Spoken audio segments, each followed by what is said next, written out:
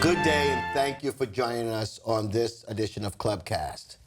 First and foremost, I want to thank our donors, our sponsors, our amazing staff at our 23 locations who do extraordinary work ensuring that kids are graduating on time, kids are living a healthy lifestyle, and building good character and citizenship. I want to thank our board of directors who are just working tirelessly to not only make sure that the fidelity of the organization is well, but that they're involved in a working board that is just doing some just amazing and extraordinary things. I also want to thank just some of our partners who have helped us get to the place we are now. And then I also want to say kudos to all of the other nonprofits that are just doing amazing work, being on the ground and doing whatever it takes to build this amazing community called St. Lucie County. Today I have an amazing guest, a friend. I've been knowing her for a lot of years, know the whole organization, at least locally, and maybe one day I'll get to know the people up in New York. I have the Assistant General Manager, Kasey Blair, for the St. Lucie Mets. Good morning. Good morning. Thanks for having me on the show. Thank you. Like Kasey, I know I'm not going to have to do a whole lot of talking because I know you'll be able to tell us a lot of great stuff that's happening in St. Lucie County. Yeah. So we, at this point, we've just finished up our 2022 season with the St. Lucie Mets.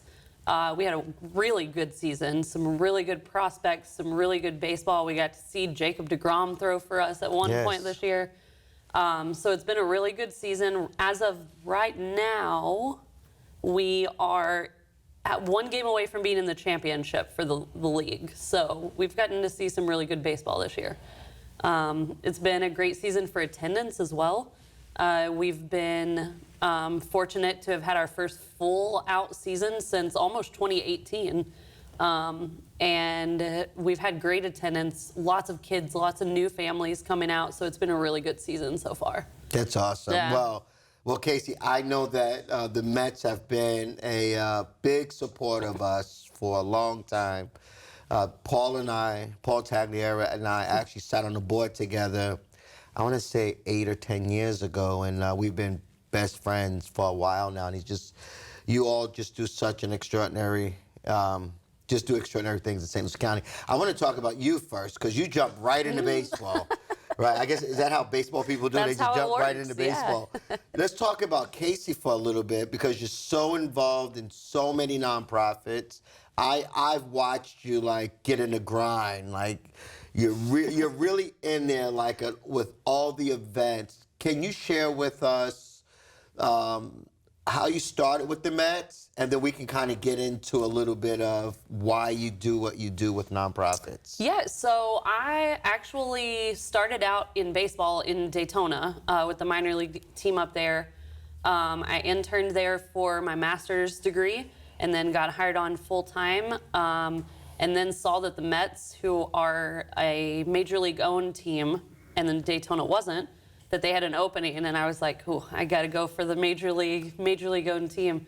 I came down. The first people I met were Paul and Trayer, who's our GM, and they showed me St. Lucie. They showed me the stadium, and as soon as I saw everything and I had met all the other people who were working in the office, I was like, "This is it. I gotta get down here." Fortunately, almost all of the people who were there then are still on our staff now, so we're really a team that's been built, from the bottom up, and Paul and Trayer make sure that they keep us around as long as they can. So, but yeah, I started out as the director of community relations, so that obviously was getting involved with all the nonprofits, with the schools, and from there, just kind of built on that. And I also do group sales as well.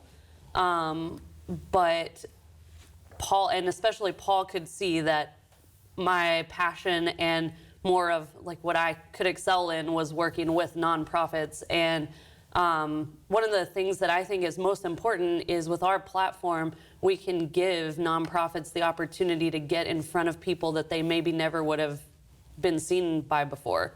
So we're able to give them those opportunities to come out to the games and really build their name in just a different way. For some places, they don't have professional teams, but for us, if we're here, why are we not using our platform to help, boost these nonprofits who are helping people in our community? Well, it's been great. Obviously, Paul's the boss, right? Everybody knows Paul's the boss, right?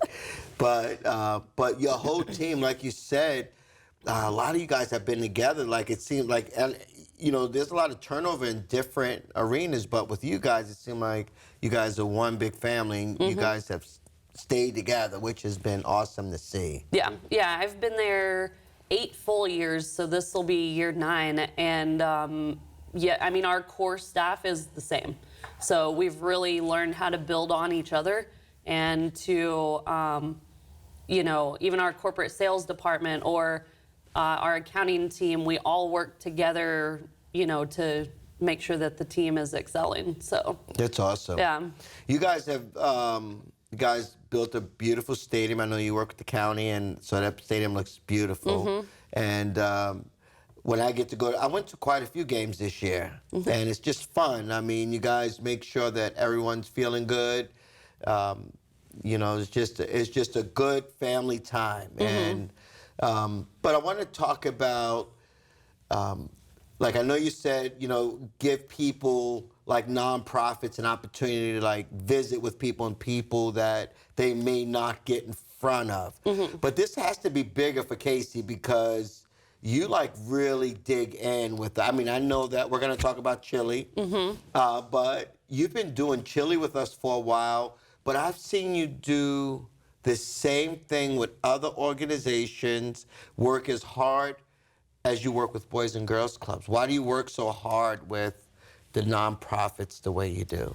Well, for me, the importance of all of the nonprofits, whether it's a kids nonprofit, veterans nonprofits, adult nonprofits, special needs, like all of them, if we don't support them in the community, then like what are we here for, So we need to be, my passion is making sure that we can support all of the people in our community, because that just makes our community even better. Anytime I can get involved in something with baseball season, I'm pretty much locked down from February to September most of the time. But anytime that I can get involved in something, or even just help by sharing contacts that I have with other groups, I'm always open to doing that with anybody who we can. And where I grew up too, we didn't have a Boys and Girls Club, so I didn't even know what Boys and Girls Club was until I came down here.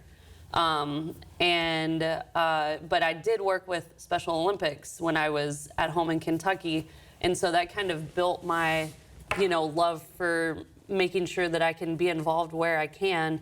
But once I got down here, Paul introduced me to you guys, Boys and Girls Club, and he kind of like stayed for a little while, and then he said, here, you start these things as well. And I think it's been really good to have him as the history kind of person, and then me being the current like person working together, because he can tell me, things about you or about Boys and Girls Club that happened before I was here. And, right. We build that relationship, and it's, it takes a village. So. It does. Well, when you talk about Special Olympics, I was at a national meeting recently, and Boys and Girls Clubs nationally are looking at they are working with the Special Olympics. So I know locally I want to get involved more with Special Olympics. I know other groups that get involved. Plus, I have a passion too, like you, to giving back to not just underserved kids or adults, but just a community. It's nice to like go into a community where, you feel like it's a sense of belonging. It feels like, I could call Paul, or I can call Kasey, or just a number of people just to say, hey, I want to make sure I still feel like I'm part of the community, right? So it's pretty cool. It was a couple years ago, there was a change in ownership, and the Mets, you and Paul and Treya, you guys made sure that we got in front of them right out the gate. And we had, we were working with some other folks like Philip from Southern Eagle, and we were working with Travis Leonard over at A&G Concrete Pools, and we started this workforce readiness program. And we were able to get a food truck, a large food truck, but we didn't have anything to pull it. And we had a little F-150, which was great, but it couldn't pull that big old trailer. And so we called you guys, we called you, and you made that happen. You made that happen. That was huge for us because we were able to show in our community that it takes a little bit of everybody to make it happen. And now we have kids that are going to events and they're able to make money, learn about being in the workforce because we were able to get that vehicle. That was a big deal. Yeah, that was really awesome. And even for me, because that happened within, what, 2 months of our new ownership taking over? I mean, it was like a very quick... Well, honestly, it was, I don't think it was even that month. I think it was like a month, and it was like the conversations were happening, and then within 2 months, we had a vehicle. Yeah, yeah. So, yeah, and our new ownership, they are... You know, they're amazing. I mean, they have their own family foundation, and now they have the Amazing Mets Foundation, which is run through New York. But then I am their branch for down here in St. Lucie. And one of the most important things to them was that they wanted to make sure that because this was their spring home, and because we have the team down here, that they.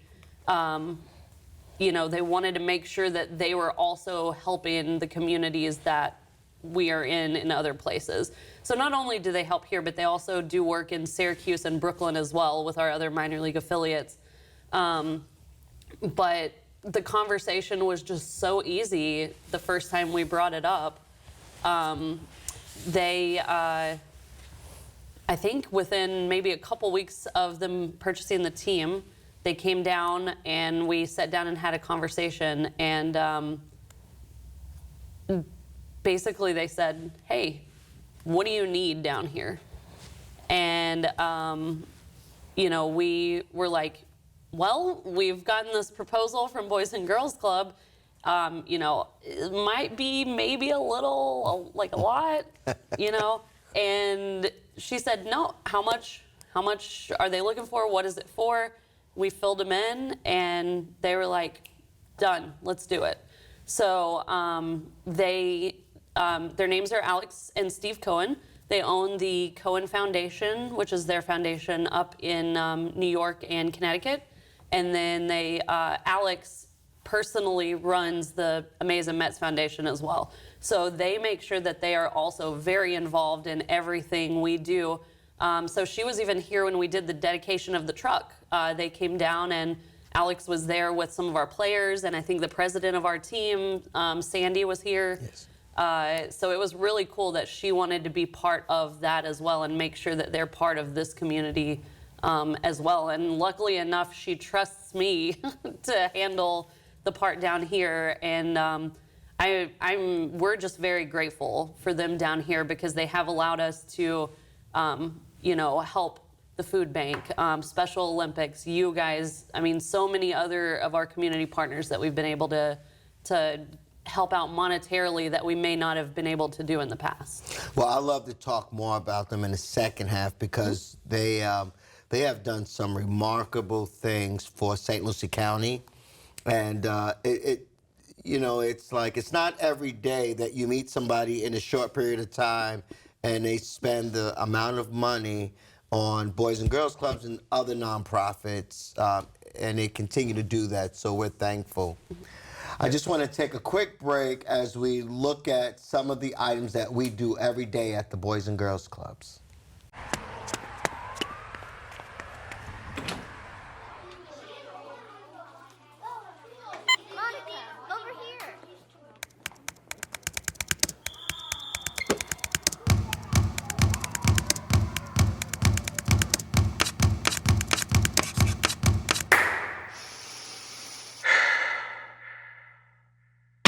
These are more than just the sounds of a safe place to go after school.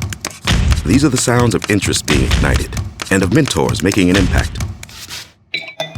The sounds of tutoring and tech and health and fitness and arts and music. At Boys and Girls Clubs, we don't do just one thing. We do whatever it takes to meet the needs of every kid who comes through those doors. Because whatever it takes is what it takes to build great futures. Great futures start here.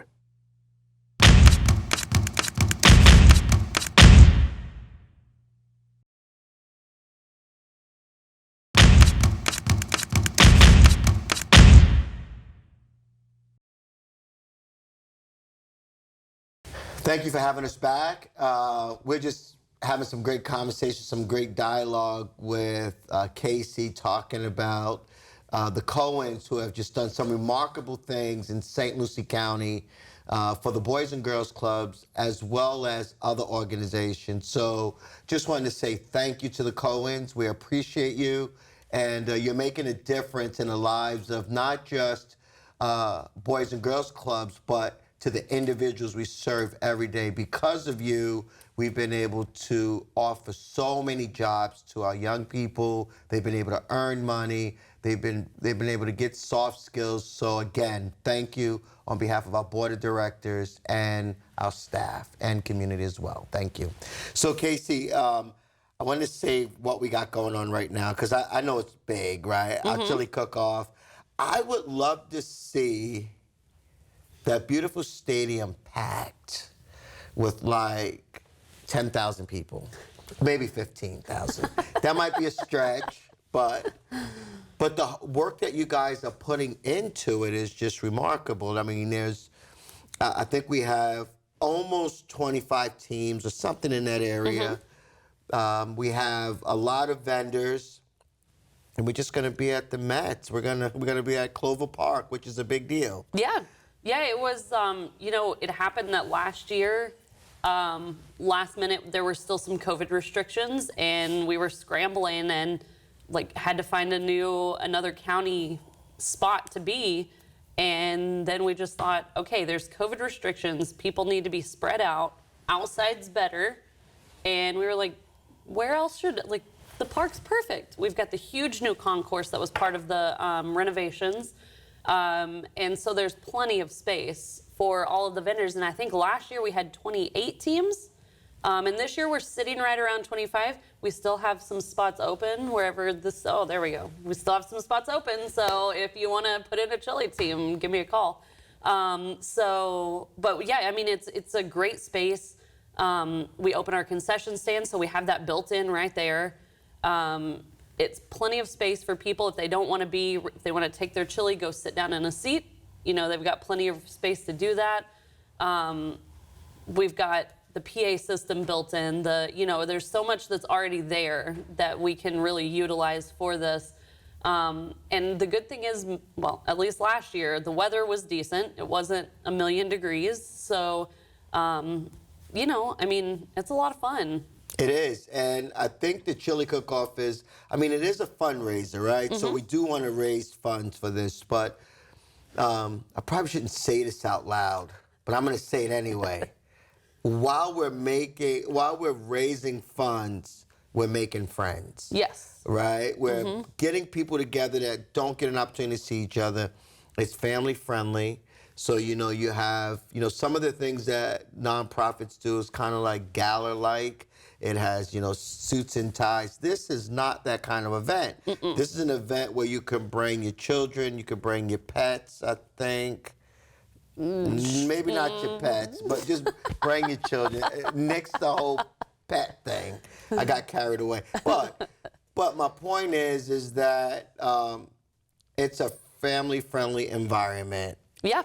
Everything that we're doing, right? Yeah, and the cool thing about it too is there are a lot of businesses or smaller groups that put in chili teams that, may not straight up have enough funds to be a sponsor per se, but then they'll go out and do these really awesome pre-fundraisers as well, where they do a music bingo, or they work with a local restaurant and do a night where donations are made, and all of that goes towards their chili fundraising. Which in the end all goes back to Boys and Girls Club. And that's one of the things this year too, we've encouraged the teams to really look out of the box like to go find some kind of pre-fundraiser to do that's something different. And I think some of the teams have had a lot of success this year. You know, we do our Boo Bash at the stadium for our pre-fundraiser, so the players wear the jerseys, we sell them, we auction them off. The ones this year, one of your staff members created the artwork for, and they look amazing. And they sold really well. So our fundraising will be really good this year. Nice. But yeah, I mean, it's, you know, it is a family-friendly atmosphere. We have a kids zone. This year, actually, we're working with a car club, a classic car club.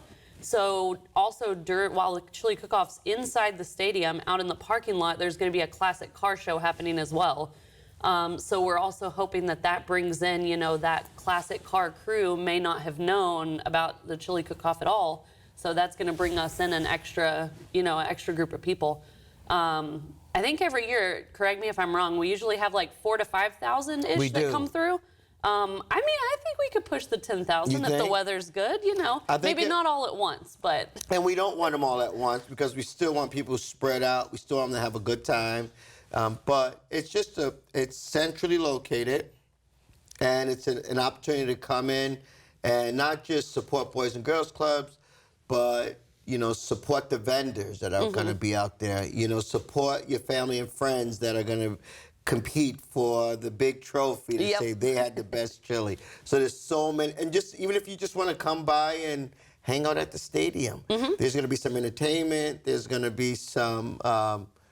I think I heard there was going to be some cotton candy. I might come out there for the cotton candy. Okay. And if there's not going to be, since I mentioned it, there's going to be cotton candy. One of the teams has to add cotton candy into their you have mix. To add cotton candy to the mix. Please add cotton candy. But we want to, I just want to point out a couple things that I just think is so important.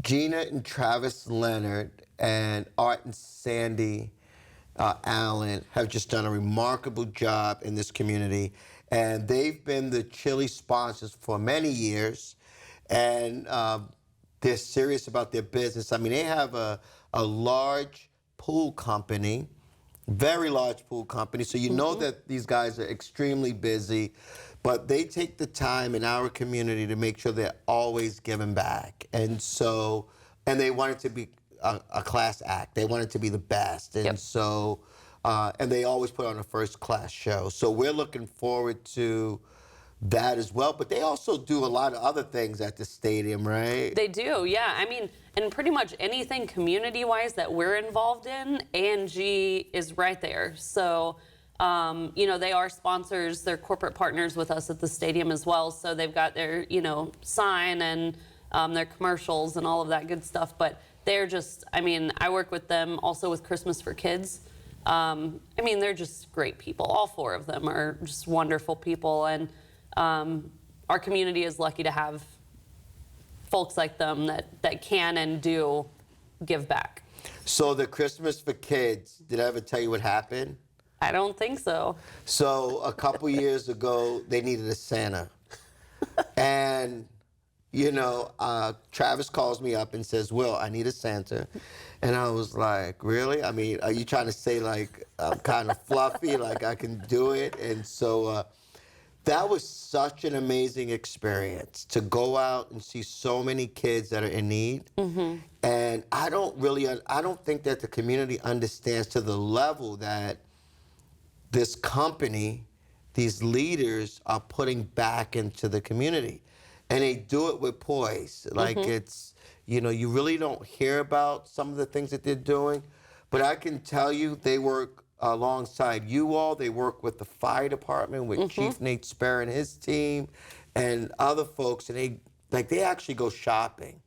Like they go shopping, they grab these toys, they wrap the toys, and it's really what the kids and the teens are asking for.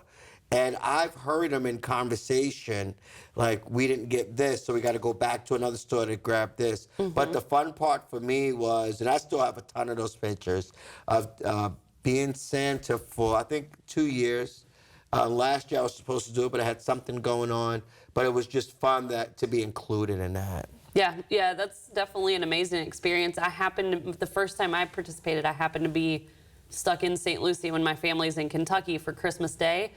And Travis and Gina invited me to come with them. That was before I was on the committee with them. And it was just the most incredible experience. I mean, some of those kids were happy just to get a pair of socks out of a box. And, you know, a lot of people don't even realize that there's that many kids. And they reach a lot of kids in that program, but there's still a lot more that, you know, are in the same situation. Well, you know, Kasey, in St. Lucie County, there's 6,400 kids, 64,000 kids, sorry. And of that, I think I heard a number the other day that said over 20% of them are under the age of 18 years old. I'm sorry, of the population. And so when you think about the needs in our community, and to me, the best communities are the ones that take care of our elderly, but also the ones that take care of our children, they take care of our vets, they take care of people with special needs. And so I know at Boys and Girls Clubs, we have 23 locations, we have 4,700 registered members. We probably serve just over 2,000 kids come through our locations every single day. But we're just kind of getting warmed up, and the community needs to know that, is that there are so many needs out there, and we're just doing our small part. And we want to work with other nonprofits, just as the Mets is doing and continue to do, to make sure that we're able to provide the right service for the right families that need us. Yeah, and I mean, anything that we've seen in the community too, you guys are always involved. But there's a core group of people in St. Lucie County, you know, including some public officials, including nonprofits, including businesses, and individuals just on their own. And that core group of people, I mean, the reach that they have in the community between all of those groups you just mentioned is just amazing. Well, I didn't mention Southern Eagle, and if I did, I'm going to mention him again. Philip Bush and his family, his dad, Peter. I mean, again, we're talking about a group of people who you can pick up the phone and say, hey, here's the need that's going on. And sometimes we all will, you know, have a meeting together and say, hey, here's how we're going to fix this, whatever that would look like. And but you know what, Kasey, you're part of that core group because you make it happen at the stadium with allowing the nonprofits come in. I always love walking up the stadium as a vet myself and see the vets out front. And but that gives those guys something to do too. Like they enjoy just being able to be back in that civilian life and just kind of seeing that people really do care for what they do, as, you know, and all have done. You know. So, and even with us too, we you know, we have those veteran groups or our Silver Sluggers, which is our 55 and over club. And the minute that we put out anything about a nonprofit, like, hey, we're collecting food for Salvation Army, or hey, this group needs this, we reach out to them, and like that, they'll bring us whatever we need, candy for trunk or treat, clothes if we do clothes. I mean, they're just like our older community that's involved with the park. Will do anything to help any of the other groups as well. What was the name of that group again? The Silver Sluggers. So as we close, we got a few seconds left. That means that next year, she's going to call me one of the older guys of the older community because I guess I'll be a Silver Slugger. Is that what you just said? No, that's our 55 and over club. You're not there yet. 1 year. 1 year. Then you'll be like, I'll be a slugger, Silver Slugger. Well, Kasey, it's always a pleasure to talk with you. You're definitely a pillar in this community. Keep doing what you're doing. Very proud of you. I watched you over the last 9 years or 8 years just continue to grow and doing what you're doing. And I could say this out loud, that Paul knows that he couldn't do this without you. Keep up the great work. And for you all, thank you for joining us. We look forward to talking to you again. If you have a need of a service, please call 772-460-9918, and we'll be sure to help you. Until next time, thank you.